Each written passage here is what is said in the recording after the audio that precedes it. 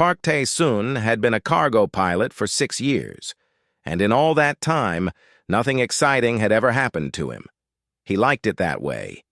He delivered medical supplies to colonies, picked up shipments of rare minerals, and spent his free time playing card games with his co-pilot, Yoon Ha-na. It was a simple life, and he was happy with it. Today was supposed to be another ordinary day. His ship, the Silver Crane, had docked at Station 12 in Seren Empire space. He needed to deliver antibiotics to the medical bay and then wait 4 hours for his next cargo. 4 hours of nothing to do. Ha-na had gone to find food. Tae-sun wandered the station alone, looking for a bathroom. The signs were all in the Seren language, which he could not read. He walked down one corridor, then another, getting more and more lost. He found a door that looked promising. It was large and decorated with silver patterns. He pushed it open and stepped inside. The room was dark and quiet. Tall pillars stood in a circle, each one covered in glowing symbols. In the center was a pedestal with a crystal floating above it. The air felt heavy, like before a storm. Tae-sun realized this was not a bathroom. He turned to leave, but his foot caught on something. He stumbled forward and grabbed the nearest pillar to stop himself from falling. The moment his hand touched the stone, the symbols flared bright blue. A sound like a bell rang through the room. The crystal in the center pulsed with light. Tae-sun pulled his hand back. "What the hell?" The door behind him burst open. Seren guards rushed in, their weapons pointed at him. They were tall, with pale blue skin and silver eyes. Their faces showed shock and anger. "Human!" one of them shouted. "What have you done?" Tae-sun raised his hands. "I was just looking for a bathroom. I didn't mean to." "Silence!" The guard grabbed him and forced him to his knees. "You have touched the pillar of binding. You have completed the sacred ritual." "What ritual? I don't know what you're talking about." But they did not listen. They dragged him out of the shrine and through the station. Other Seren stopped and stared. Some whispered. Some looked at him with hatred. Tae-sun's heart pounded. He had no idea what was happening, but he knew it was bad. They brought him to a large hall. At the far end, 3 Seren sat on high chairs. They wore robes of black and gold. Judges, Tae-sun realized. This was a tribunal. The guards threw him to the floor in front of them. "This human entered the Shrine of Union," the lead guard reported. "He touched the pillar of binding and completed the ritual." The middle judge leaned forward. She was old, with deep lines on her face. "Is this true, human?" "I touched a pillar by accident," Tae-sun said. "I was lost. I didn't know what the room was." "Ignorance is not a defense," the judge said. "The Shrine of Union is sacred. The ritual you completed is meant only for those who wish to bond with a royal of the Seren Empire. By touching the pillar, you have declared yourself a suitor." Tae-sun stared at her. "A suitor? I didn't declare anything. I just tripped." "The ritual does not care about your intentions. It only cares about the act." The judge looked at the other two, then back at him. "The punishment for a non-Seren completing this ritual is death." The word hit Tae-sun like a punch. Death. For touching a pillar by accident. This could not be real. "Wait," he said. "Please, there has to be another way. I didn't mean to do anything wrong." "There is one alternative," the judge said slowly. "Ancient law states that if a royal of the Seren Empire accepts you as a true suitor, you will not be executed. Instead, you must marry them." Tae-sun almost laughed. "Marry? A Seren royal? That's insane. No royal would ever accept a human." "Then you will die." The guards moved toward him. Tae-sun's mind raced. This could not be how his life ended. Not like this. Not because of a wrong turn and a stumble. "Wait." The voice came from the side of the hall. Everyone turned. A woman stepped out of the shadows. She was Seren. Tall and elegant, with skin like pale silver and eyes that glowed soft gold. She wore armor of white and blue, and a thin crown rested on her head. She moved with the confidence of someone who had never been told no. The judges immediately stood and bowed. Princess Velara. Taesun's stomach dropped. A princess. Velara walked toward him, her eyes studying him like he was an interesting insect. She circled him once, then stopped in front of him. "This human completed the ritual?" she asked. "Yes, Your Highness," the judge said. "By accident, he claims. Accident or not, the ritual is complete." Velara tilted her head. "I will accept him." Silence filled the hall. The judges looked at each other in shock. The guards whispered. Taesun could not believe what he was hearing. "What?" Velara looked down at him. Her face showed no emotion. "I accept you as my suitor. By ancient law, you will not be executed. Instead, you will marry me." "I don't want to marry you," Taesun said. "I don't even know you." "Your wants are not relevant," Velara said. "You completed the ritual. I have accepted you. The law is clear." She turned to the judges. "Prepare the bonding documents. This human is now my betrothed." The judges bowed. "Yes, Your Highness." Velara looked at Taesun one more time. "Take him to the palace. Clean him up. He looks like a cargo worker." "I am a cargo worker!" But she was already walking away. The guards grabbed Taesun and pulled him to his feet. "Wait!" he shouted. "You can't do this! I have rights!" No one answered. They dragged him out of the hall and toward a ship that would take him to the planet below. As the station disappeared behind him, Taesun thought about Hana.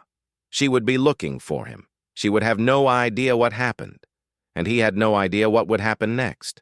All he knew was that his simple life was over. He had touched the wrong pillar in the wrong room, and now he was going to marry an alien princess.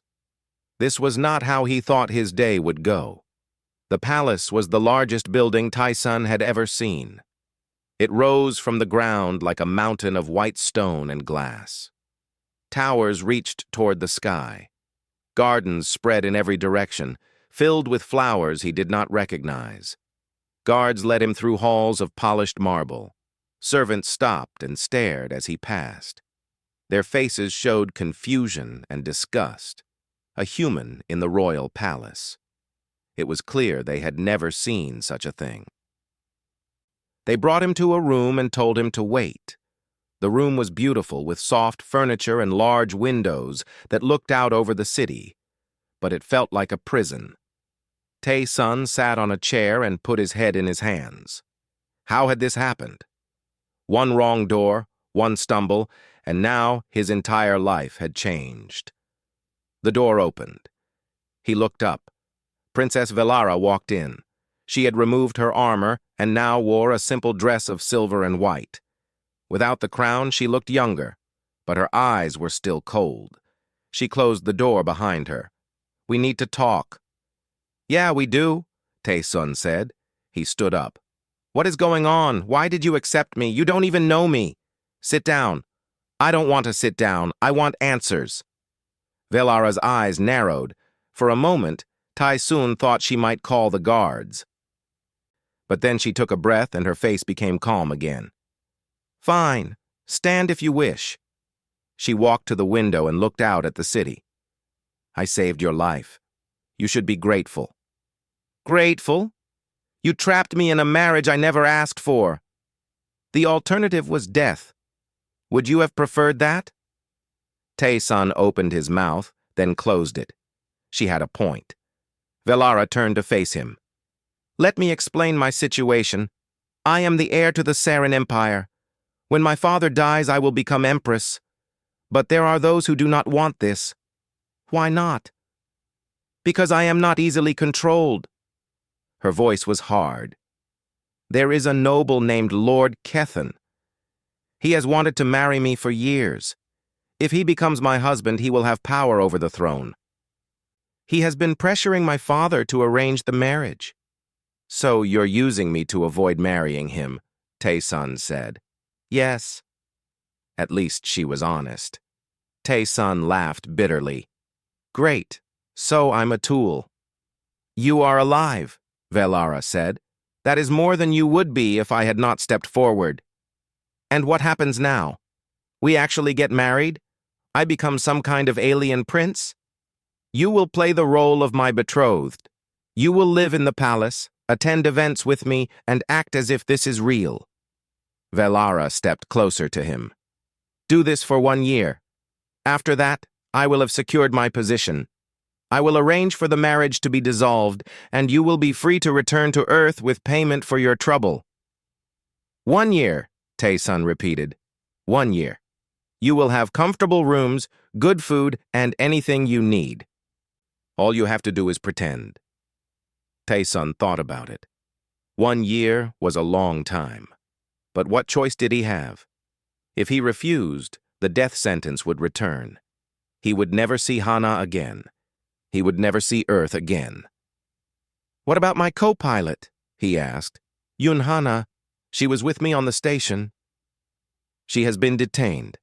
If you agree to this arrangement, she will be released and allowed to stay in the palace as your companion. And if I refuse? Velara's face did not change. She will be sent back to human space. You will be executed. The choice is yours. Tae-sun felt anger rise in his chest. This princess had all the power, and she knew it. She had saved his life, yes, but only because it served her. He was nothing to her, just a convenient solution to her political problem. But he thought about Hana. He thought about dying in an alien prison for a crime he did not understand. Fine, he said. 1 year, then I'm gone. Good. Velara nodded. You will be given new clothes and taught basic customs. A tutor will help you learn what you need to know. The bonding ceremony will happen in 3 days. 3 days. We cannot waste time. Kethan will try to stop this. We must make it official before he can act. She walked to the door, then stopped. One more thing. You will not speak to me with disrespect in public. You will bow when required. You will call me Your Highness or My Lady. In private, you may speak freely, but in front of others, you are my betrothed, and you will act like it. Tae-sun wanted to argue, but he just nodded. Fine. Velara opened the door. Before she left, she looked back at him. You are angry. I understand. But you should know that I did not have to save you. There were easier ways to deal with Kethan. I chose this because I thought a human might be interesting. Interesting, Tae-sun repeated. Do not make me regret it. She left. The door closed behind her. Tae-sun stood alone in the beautiful room that was now his cage. He walked to the window and looked out at the alien city. Strange ships flew through the sky. Buildings of glass reflected the light of a sun that was not his. He was far from home. He was trapped in a lie, and he had 1 year to survive. A knock came at the door. He turned. Hana rushed in. She ran to him and grabbed his arms. Tae-sun, are you okay? They told me what happened. They said you're going to marry a princess? It's complicated, he said. Complicated? You accidentally proposed to alien royalty. How does that even happen? I touched the wrong pillar. Hana stared at him. Then she laughed. It was not a happy laugh. Only you could do this. I know. She took a breath and became serious. So what do? We play along. 1 year, and then we're free. He looked at her. Can you stay? I need someone I can trust. Of course I'm staying. You think I'm going to leave you alone with these people? She smiled a little. Besides, I want to see you try to be a prince. It's going to be hilarious. Tae-sun did not smile. It's going to be hard. Yeah, Hana agreed. But we've handled hard before. She was right. They had been through tough times together. Bad jobs, broken ships, close calls with pirates. They had always survived. Maybe they could survive this too. Tae-sun looked back at the window. Somewhere out there, Princess Velara was planning her next move. Lord Kethan was planning his. And Tae-sun was caught in the middle. 1 year. He just had to last 1 year. How hard could it be? Every day, tutors came to teach Tysoon the ways of the Seren, how to bow, how to eat, how to speak. There were rules for everything, rules for walking into a room, rules for sitting in a chair, rules for the way he held his hands. He tried to learn, but there was too much, and no matter how hard he tried, he always made mistakes. At dinner on the third night, he used the wrong utensil to eat his soup. The nobles at the table laughed at him. One of them, a tall Seren with a thin face, made a comment about humans being unable to learn even simple things. Tyson wanted to throw the soup at him. But he remembered Velara's warning about respect, so he stayed quiet. The bonding ceremony happened as planned. It was a formal event with hundreds of guests. Tyson stood next to Velara while a priest read ancient words he did not understand. He repeated the phrases he had memorized. He placed his hand on a glowing stone when told, and then it was done. He was officially betrothed to the princess of the Seren Empire. Velara barely looked at him during the ceremony. Afterward, she left with her advisors, and he did not see her for 2 days. He spent his time with Hana, exploring the palace. They found gardens and libraries and training halls. But everywhere they went, servants whispered about them, the human and his friend, the primitive creatures who somehow lived in the royal palace. "They really don't like us," Hana said one afternoon. They were sitting in a small garden, away from watching eyes. "Can you blame them?" Tyson asked. "To them, we're like animals that learn to talk. We're not animals." "I know, but they don't."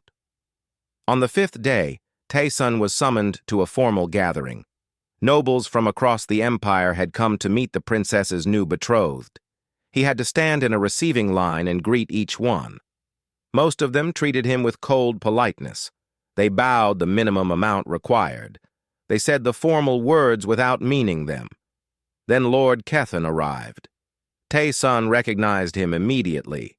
He was tall and broad, with dark blue skin and eyes like black stones. He wore armor even to a social event. Everything about him said power and danger. Kethan stopped in front of Tyson. He did not bow. "So this is the human," he said. His voice was deep and smooth. "The creature who stumbled into our sacred shrine." "It was an accident," Tyson said. "Yes, so I heard. An accident." Kethan smiled, but there was no warmth in it. "How fortunate for you that the princess was there to save you. How very convenient." Tyson felt the threat beneath the words. "I'm grateful for her kindness." "I'm sure you are." Kethan leaned closer. His voice dropped, so only Tyson could hear. "Enjoy your time in the palace, human. It will not last long." He walked away before Tyson could respond. That night, Tyson could not sleep. He walked through the palace, trying to clear his mind. The halls were quiet and dark. He passed a doorway and heard voices. He stopped. "Cannot allow this to continue," someone was saying. "A human as royal consort? It is an insult to our people." "Lord Kethan will handle it," another voice said. "The human will make a mistake. They always do. And when he does, the bonding will be dissolved. And if he does not make a mistake, then we will create one for him." Tyson moved away quietly. His heart was beating fast. They were planning something. They wanted him gone, and they would cheat to make it happen. He had known this would be hard. He had not known it would be dangerous. The next day, he watched the court more carefully. He noticed things he had missed before. He saw how Kethan's supporters treated the servants. They were cruel, hitting them for small mistakes, speaking to them like they were worthless. The servants were afraid. They moved quickly and kept their eyes down. He saw how information moved through the palace. Kethan had spies everywhere, servants who reported to him, nobles who owed him favors. He saw how Velara was isolated. She had few true allies. Most of the court either feared Kethan or supported him. The princess stood almost alone. That evening, Tae-sun found Velara in her private study. She was reading reports, her face tired. "We need to talk," he said. She looked up. "About what?" "Kethan. He threatened me at the gathering, and I heard some of his people talking. They're planning to create a reason to dissolve the bonding."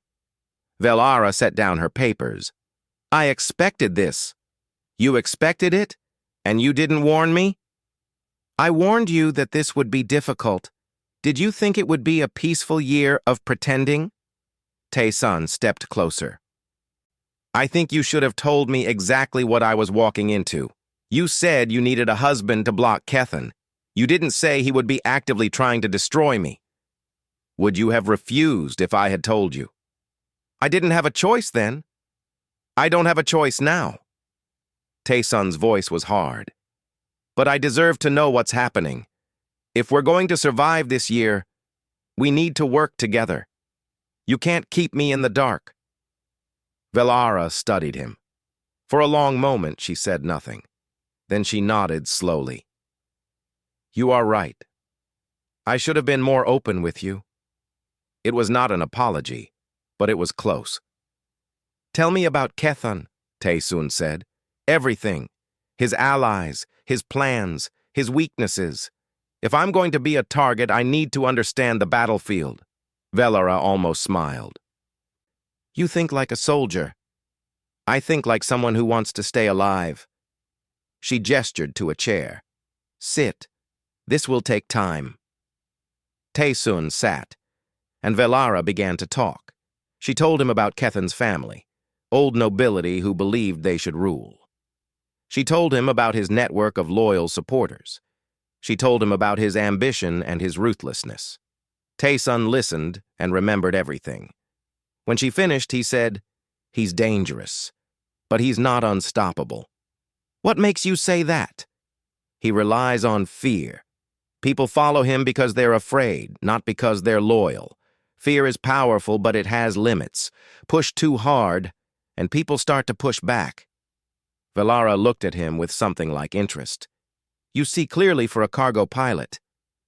"I've been to a lot of places, seen a lot of things." Tae-sun stood. "I can't fight Kethan with strength, but I can watch, I can learn, and maybe I can find something useful." "You would do this?" Velara asked. "It is not your fight." "It is now." Tae-sun walked to the door. "You saved my life, even if it was for your own reasons. I pay my debts." He left her sitting in her study. In his room, Hana was waiting. He told her everything. "So we're really doing this," she said. "We're going to fight an alien lord in his own court." "We're going to survive," Tae-sun said. "Whatever it takes." Hana nodded. "Then let's get to work." Outside, the alien sun set over the city. Somewhere, Kethan was making his plans, and Tae-sun was making his. 2 weeks passed. Tae-sun learned the palace like he had learned the corridors of his ship. He memorized the routes. He noted which servants were loyal and which reported to Kethan. He watched and waited. But he was not fast enough. The challenge came on a bright morning. Tae-sun was eating breakfast with Hana when a servant arrived with a summons. He was ordered to appear before the emperor immediately. "This can't be good," Hana said. They were right. The throne room was full when Tae-sun arrived. Nobles lined the walls. Guards stood at attention. At the far end, Emperor Drathos sat on a throne of white crystal. He was old, his skin pale and thin, but his eyes were sharp. Velara stood beside her father. Her face was like stone, and in the center of the room, Lord Kethan waited. "Come forward, human," the emperor said. Tae-sun walked to the center of the room. He felt hundreds of eyes on him. He stopped and bowed low, the way he had been taught. "Park Tae-sun," the emperor said. "You are betrothed to my daughter. You will one day stand beside the ruler of this empire." "Yes, your majesty." "Lord Kethan has raised a concern. He believes you are not worthy of this position. He has invoked an ancient right. Taysun's stomach tightened. He looked at Kethan. The Lord was smiling. I invoke the trial of worth, Kethan said. His voice filled the room. Any suitor to a royal may be challenged to prove their value. If they fail, the bonding is dissolved. This is ancient law, unchanged for 10,000 years. Whispers spread through the crowd. Taysun heard excitement in those whispers. They wanted to see him fail. The trial of worth has 3 tests, Kethan continued. Combat, to prove strength. Wisdom, to prove mind. Sacrifice, to prove heart. The human must pass all 3, or he is unworthy. The Emperor looked at Taysun. Do you understand what this means? Yes, Your Majesty. Taysun kept his voice steady. If I fail, I lose the princess. What else? If you fail, Kethan said, your life is forfeit, as it should have been from the beginning. So there it was, win or die. Kethan had found his way to end this. Taysun looked at Velara. She could not meet his eyes. I accept the challenge, Taysun said. The crowd murmured. Kethan's smile grew wider. The trials will begin tomorrow at dawn, the Emperor said. Prepare yourself, human. No one expects you to survive. The gathering ended. As the nobles left, many of them looked at Taysun with pity. A few looked pleased. They would enjoy watching him die. Hana reached him first. This is insane. You can't fight a Seren warrior. They're twice your size. I know. And the wisdom test? It will be designed for Seren minds, not human ones. I know. Taysun, this is a death sentence. I know. He took a breath. But I don't have a choice. If I refuse, I die anyway. At least this way I have a chance. Hana grabbed his arm. Then we need to find out everything about these trials. Rules, past winners, anything that can help. They spent the day in the library. Hana read old records while Taysun studied combat reports. The trials were harsh. Many Seren had failed them over the centuries. No non-Seren had ever even attempted them. As night fell, Taysun returned to his room, exhausted. He had learned some things, not enough. A knock came at his door. He opened it. Velara stood in the hallway. She was alone. May I come in? She asked. He stepped aside. She entered and closed the door behind her. I cannot help you in the trials, she said. The law forbids it. If I interfere, we both lose. I understand. But I can tell you things, not help, just information. Taysun sat on the edge of his bed. Then tell me. Velara sat across from him. The combat test will be against a warrior named Bron. He is one of Kethan's men. He is strong and fast, but he is also arrogant. He will expect you to fight the Seren way, with honor and direct attacks. He will not expect tricks. Tricks aren't honorable. No, but they are not forbidden. The rules say only that you must defeat your opponent. They do not say how. Taysun nodded. He could work with that. The wisdom test is a puzzle, Velara continued. It changes each time. I do not know what it will be, but I know that Seren think in patterns. They look for the complex answer. Sometimes the simple answer is correct. Think simple. Got it. The sacrifice test. Velara paused. This one I cannot predict. It is designed to reveal your true character. It will force you to choose between things you value. There is no way to prepare. Taysun looked at her. In the low light, she looked tired, worried even. Why are you helping me? He asked. You said this was just an arrangement, a political move. Why do you care if I live or die? Velara was quiet for a moment.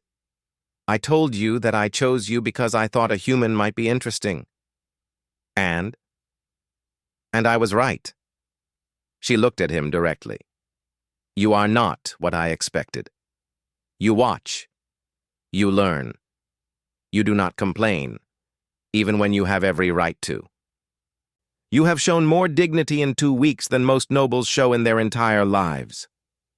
That doesn't answer my question. Velara stood. Perhaps I do not want you to die, Park Tai-sun. Perhaps that is enough. She walked to the door. Velara. She stopped. Thank you, he said. She nodded once, then left. Tae-sun lay back on his bed and stared at the ceiling. Tomorrow he would fight for his life. Tomorrow everything would change. He thought about the trials. Combat, wisdom, sacrifice. 3 tests designed by the Seren, for the Seren. Every part of them would favor his enemies. But Velara was right. They would expect him to fight their way. Maybe that was their weakness. Humans had survived for thousands of years not by being the strongest or the fastest. They survived by adapting, by thinking differently, by refusing to give up. Kethan thought the trials would break him. The court expected him to fail. But they did not know humans. Not really. Tae-sun closed his eyes. He needed to rest. Tomorrow would be the hardest day of his life. He thought about Ha-na, who had stayed with him through everything. He thought about Velara, who had shown him unexpected kindness. He thought about his small ship and his simple life, now so far away. He thought about survival, and slowly, a plan began to form in his mind. The Seren thought he was weak, primitive, easy to defeat. Tomorrow, he would show them what a human could do. Tae-sun stood in the arena, a massive circle of stone surrounded by thousands of seats. Every seat was filled. The entire court had come to watch him fail. He wore simple clothes, not armor. The Seren had offered him protection, but he refused. Armor would slow him down. He needed speed. Across the arena, the warrior Braun waited. He was huge, nearly 7 feet tall, with arms like tree trunks. He wore full battle armor and carried a long staff with blades on both ends. He looked at Tae-sun like he was looking at an insect. Emperor Drathos stood in the royal box. Velara sat beside him, her face unreadable. Lord Kethan sat nearby smiling. The first trial begins, the Emperor announced. Combat. The human must defeat the champion to pass. No rules about how. Tae-sun remembered Velara's words. Braun stepped forward and spun his staff in a display of skill. The crowd cheered. He pointed the blade at Tae-sun. I will make this quick, human. You will feel little pain. Tae-sun said nothing. He crouched low, his hands open. The horn sounded. Braun charged. He was fast for his size. His staff swung in a wide arc aimed at Tae-sun's head. Tae-sun dove under it. He rolled across the stone floor and came up behind Braun. Before the warrior could turn, Tae-sun kicked the back of his knee. Braun stumbled but did not fall. He spun, his staff slicing the air. Tae-sun jumped back just in time. You fight like a coward, Braun growled. Stand and face me properly. Tae-sun did not answer. He kept moving, circling, staying out of reach. Braun attacked again and again. Each time, Tae-sun dodged or ducked or rolled away. He never struck back. He just kept moving. The crowd grew restless. They had come to see blood, not dancing. Some began to boo. But Tai-sun was watching. He noticed how Braun moved. The warrior was strong, but he was also predictable. He always stepped with his right foot first. He always swung high before swinging low, and he was getting tired. Each swing was a little slower. Each step was a little heavier. Tae-sun had spent his life moving cargo. He was used to long hours of physical work. His endurance was better than it looked. Braun was not used to opponents who refused to fight. He was used to quick victories against enemies who stood their ground. This human who kept running was making him angry. Angry people made mistakes. Braun roared and charged with all his strength. He swung his staff in a massive overhead blow meant to split Tae-sun in half. Tae-sun stepped to the side at the last moment. The staff hit the stone floor with a crack. The impact jarred Braun's arms. In that moment of weakness, Tae-sun attacked. He grabbed a handful of sand from the arena floor and threw it in Braun's eyes. The warrior screamed and stumbled back, blinded. Tae-sun grabbed the staff and twisted it out of his grip. Before Braun could recover, Tae-sun swung the staff and struck him in the back of the head. The warrior fell to his knees. Tae-sun hit him again. Braun collapsed face first on the ground and did not move. Silence filled the arena. Then the Emperor spoke. "The human passes the first trial." A few people in the crowd clapped. Most sat in stunned silence. They had expected the human to die in the first minute. Instead, he had won without getting touched. Tae-sun dropped the staff and walked to the center of the arena. He was breathing hard, but he kept his face calm.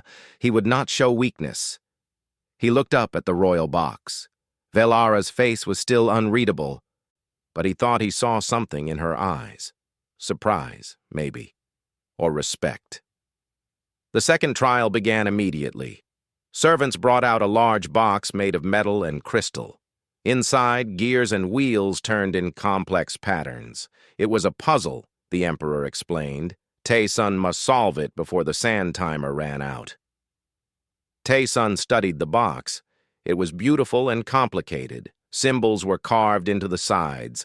Buttons and levers covered the top. Everything moved and shifted.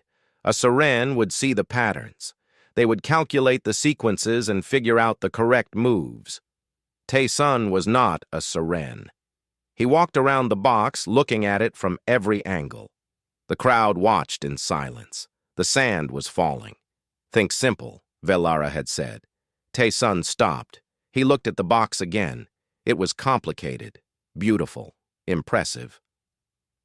But what was the goal? He looked at the base of the box. There was a small drawer. He pulled it open. Inside was a crystal sphere. "Is this what I'm supposed to find?" he asked. The judge looked at him with shock. Yes, you have solved the puzzle."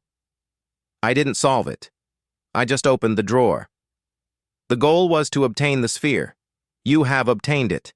The method does not matter." Tae-sun almost laughed. The siren had designed a puzzle with 1,000 moving parts, and the answer was to ignore all of it and just open a drawer. Sometimes the simple answer is correct. "The human passes the second trial," the Emperor announced. Now there was real noise in the crowd. Some people shouted protests. Others laughed at the judges. A human had just made their ancient test look foolish. Kethan was no longer smiling. The third trial was the sacrifice test. Tae-sun did not know what to expect. The arena floor opened, and a platform rose from below. On the platform was Hana. She was bound to a pole, her hands tied behind her back. She looked at Tae-sun with fear in her eyes. Tae-sun's blood went cold. "The third trial is sacrifice," the Emperor said. "The human must choose. On one side, his companion. On the other, his freedom." Another platform rose. On it was a ship. His ship, the Silver Crane. "If you save your companion, you must stay and complete the bonding. You will be trapped here forever, but if you take the ship, you can escape. Return to Earth. Be free. Your companion will be dealt with." Dealt with. Tae-sun knew what that meant. He looked at Hana. She shook her head. "Don't do it. Take the ship." "Get out of here." He looked at the Silver Crane. His home for 6 years. His freedom. He looked back at Hana, his friend for longer than that. There was no choice. There had never been a choice. Tae-sun walked to Hana. He untied her bonds. She fell into his arms. "You idiot," she whispered. "You should have left." "Never." The crowd was silent. They had expected him to run. They had expected the selfish human to abandon his friend and save himself. They were wrong. "The human passes the third trial," the Emperor said. There was something new in his voice, something like respect. "He has proven his worth." Kethan stood up, his face twisted with anger. "This is wrong.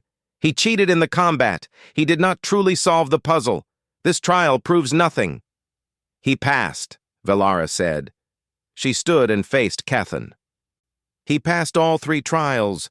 By ancient law, his worth is proven. The bonding stands. Kethan looked at her with hatred. Then he looked at Tae-sun. This is not over, he said. You have won nothing, human. Nothing. He turned and left the arena. His supporters followed. Velara walked down from the royal box. She approached Tae-sun. You surprised everyone, she said. I surprised myself. She almost smiled. You should rest. The trials are over, but Kethan will not stop. There will be more challenges ahead. Tae-sun nodded. He was exhausted. His body ached, but he was alive. Hana put her arm around him. Come on, hero. Let's get you to bed before you fall over. They walked out of the arena together. Behind them, the crowd began to talk about the human who had defeated a warrior with sand and cleverness. About the puzzle he had solved by not solving it, about the choice he had made without hesitation. Maybe humans were not as primitive as they thought. Maybe this one was different. Tae-sun woke to the sound of explosions. He jumped out of bed and ran to the window. Fire and smoke rose from the eastern side of the palace. Seren soldiers were fighting in the courtyards below, but he could not tell who was on which side. Hana burst into his room. It's a coup. Kethan's people are taking over the palace. Where's Velara? I don't know. The guards are saying the Emperor has been captured. Tae-sun grabbed his boots and pulled them on. We need to find her. They ran through the corridors. The palace was in chaos. Servants screamed and fled. Soldiers in different colors fought each other with blades and energy weapons. Bodies lay on the marble floors. Tae-sun kept to the smaller passages he had learned during his weeks of exploring. Most people did not know these routes. That gave them an advantage. They found a group of servants hiding in a storage room. Tae-sun recognized one of them, an older woman named Scylla who had been kind to him.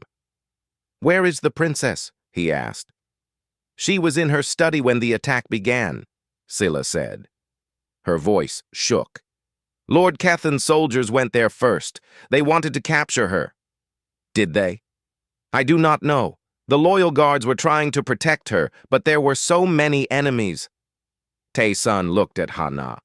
We have to get to the study. That's suicide. It will be full of soldiers. I don't care, Hana sighed. Yeah, I didn't think you would. She grabbed a metal rod from the storage room. Let's go. They moved through the hidden passages. Tae-sun's heart pounded. He had no weapon, no armor, no real plan. But he could not leave Velara to face Kethan alone. She had saved his life. She had helped him survive the trials. And somewhere in the past weeks, she had become more than just a princess who needed him for politics. He did not want to think about what that meant. Not now. They reached the corridor outside Velara's study. 4 of Kethan's soldiers stood guard at the door. Inside, Tae-sun could hear voices. We need a distraction, Hana whispered.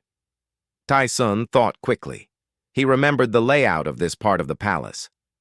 There's a fire suppression system in this corridor, emergency releases on the wall. If we set it off, the corridor will fill with foam. Exactly. Hana smiled. I'll do it. You get the princess. Before he could argue, she was gone. 30 seconds later, alarms rang out. White foam exploded from vents in the ceiling. The soldiers shouted in confusion, unable to see. Tae-sun ran. He hit the first soldier before the man knew he was there. He grabbed the soldier's weapon and used it to knock down the second. The third came at him with a blade, but foam blinded him, and his swing went wide. Tae-sun struck him in the throat. The 4th soldier raised his gun, but Hana appeared behind him and hit him with her metal rod. He went down hard. Tae-sun kicked open the study door. Inside, Velara stood with her back to the wall. 3 of her guards lay on the floor, dead or wounded. 2 of Kethan's soldiers had her cornered. They turned when Tae-sun entered. He shot one with the captured gun. Velara grabbed a blade from the floor and cut down the other. For a moment, they just looked at each other. Velara's dress was torn. There was blood on her face, though it did not seem to be hers. She was breathing hard. "You came for me," she said. "Of course I did." Something changed in her eyes. She nodded once, then became the princess again. "My father. We must reach him." "Where is he?" "The throne room. Kethen will want to force him to transfer power publicly. He needs it to look legitimate." Hana joined them, still holding her rod. "So we need to get to the throne room and stop a coup. Great. Easy." "We can't do it alone," Tae-sun said. "How many loyal guards are left?" "Not enough." Velara looked frustrated. "Kethen planned this well. Most of the soldiers were his or too afraid to fight." Tae-sun thought about everything he had seen in his weeks at the palace. The servants who were treated badly, the guards who were afraid, the people who hated Kethen but did not believe they could resist. "What about the servants?" he asked. Velara stared at him. "What?" "The servants, the workers. There are hundreds of them in the palace. They know every room, every passage, and they hate Kethen. I've seen how his people treat them. They are not warriors. Neither am I, but I'm still here." Tae-sun stepped closer to her. "The people who work in this palace, they're not stupid, they're not weak. They've just never been given a reason to fight. Give them one." Velara looked uncertain. It was the first time he had seen her like that. "If you want to be empress one day—" "These are your people too," Tae-sun said. "Not just the nobles, everyone. Show them that you see them, that you value them, and they will follow you." Velara was quiet for a long moment. Then she straightened her shoulders. "How do we reach them?" Tae-sun smiled. "I know where they hide when there's trouble." They gathered them in the lower levels of the palace. Servants, cooks, cleaners, maintenance workers, nearly 200 of them, scared and confused. Velara stood before them. For a moment she said nothing. Then she spoke. "I know you are afraid. I am afraid too. Lord Kethen has taken the throne room. He holds my father. He plans to seize power and rule this empire through fear." She paused. "You know what that will mean. You know how his people treat you. If he becomes emperor, it will only get worse." Some of the servants nodded. Others looked at the floor.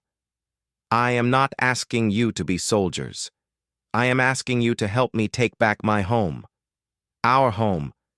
You know this palace better than any warrior. You can guide us through passages they do not know. You can lock doors, cut power, create confusion. You can give us the advantage we need." She looked across the crowd. "And when this is over, I will not forget. What you do today will be remembered. I promise you that." Silence. Then Sila, the older servant, stepped forward. "Tell us what to do, Your Highness." Others followed, then more. Soon nearly all of them were ready. Tae-sun watched Velara. She had always seemed cold and distant. But now he saw something else. Strength, real strength, the kind that could build an empire. "All right," she said. "Let's take back our palace." They divided into groups. Servants would guide them through the hidden passages. They would cut the power to the throne room at the right moment. They would lock doors to trap Kethen's reinforcements. It was not a perfect plan, but it was something. Tae-sun, Hana, and Velara led the main group toward the throne room. They moved through the dark passages, silent and quick. At the final door, Tae-sun stopped. "Are you ready?" he asked Velara. She drew her blade. "I was born ready." "That's a yes," Hana said. The power went out. The palace went dark. And they attacked. Kethen's soldiers stumbled in the darkness. They had not expected the power to fail. They had not expected an attack from the hidden passages. Tae-sun led the charge. He had a gun now, taken from a fallen soldier. He fired at the enemies he could see and trusted the servants to guide him around the ones he could not. Velara fought beside him. She moved like water, her blade cutting through the shadows. Every strike was precise. Every enemy fell. Hana guarded their backs. She was not trained for combat, but she was smart and quick. She kept them safe from behind. Loyal guards joined them as they pushed forward. The servants had freed them from where Kethin's men had locked them. Now the odds were getting better, but Kethin himself was at the far end of the throne room. He stood on the steps below the crystal throne, holding Emperor Drathos with a blade at his neck. "Stop!" Kethin shouted. Everyone froze. The emergency lights flickered on. Now they could see clearly. Nearly half of Kethin's soldiers were down. The rest were surrounded. But Kethin still had the Emperor. "Drop your weapons," Kethin said, "or the old fool dies." Velara stepped forward. "Let him go." "I do not think so. You have ruined my plan, Princess. Years of work destroyed by a human and a group of servants." His voice was bitter. "If I cannot have the throne, then no one will. I will kill your father and burn this palace to the ground." "You cannot escape," Velara said. "My soldiers surround you. Even if you kill him, you will die." "Then we die together." Kethin pressed the blade harder against the Emperor's throat. A thin line of blood appeared. Tae-sun watched. His mind raced. Kethin was focused on Velara. Everyone was focused on the standoff at the throne. No one was watching Tai-sun. He moved slowly, carefully around the edge of the room. He stayed in the shadows. The servants had taught him how to move without being noticed. He had learned from the best. He got behind Kethin. He was close now, 10 feet away, then 5. Kethin sensed something. He started to turn. Tae-sun threw his gun. It was not a shot. It was a distraction. The gun hit Kethin's arm and knocked his blade away from the Emperor's throat. In that moment, Emperor Drathos twisted free. Kethin roared and swung at Tae-sun. The blade cut across his shoulder. Pain exploded through his body, but he did not stop. Tae-sun tackled Kethin. They fell to the ground together. Kethin was stronger, much stronger. He threw Tae-sun off and stood, raising his blade for a killing blow. Velara's sword stopped him. She stood between Kethin and Tae-sun, her blade crossed with his. Their faces were inches apart. "This ends now," she said. Kethin pushed against her. "You would protect this human, this primitive creature? He is nothing." "He is more than you will ever be." She pushed back. Kethin stumbled. Velara attacked with speed and precision he could not match.